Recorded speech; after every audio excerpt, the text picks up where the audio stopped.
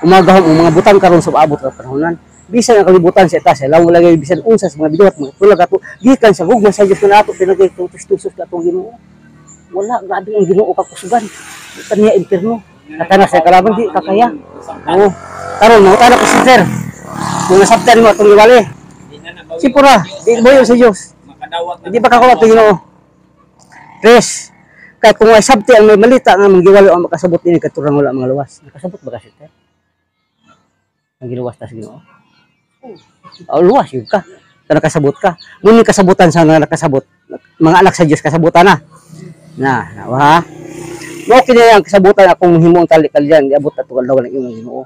Ibutang ko kung laud sa mga kasing-kasing islat ko sa ilang mga nahuna. Ningon siya dili ko nahamduman ilang sala mga datang buhat. Wala na kay di mauay tawo makasusingil asin ko na kay sala. Gitabunan ni Kristo. Si Kristo ang tabon ani tawo si sister.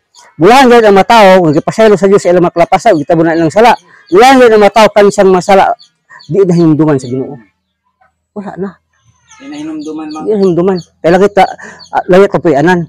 Karon kay anak ka sa Dios gipatuduan ta sa Ginoo kung asa ta barog mga matay ta pohon matiguang na ta namatay gyud tao na 14 kita nagtuo nga si Jesus napatay dabanhaw busa tungod kang Jesus banhaw ug daton sa Dios man kanang katunga matay nga nagtuo kang Jesus diha lang makatuod ka sa Jesus Juan 14:1 wa si Jesus Kristo nagandam sa ato pulianan si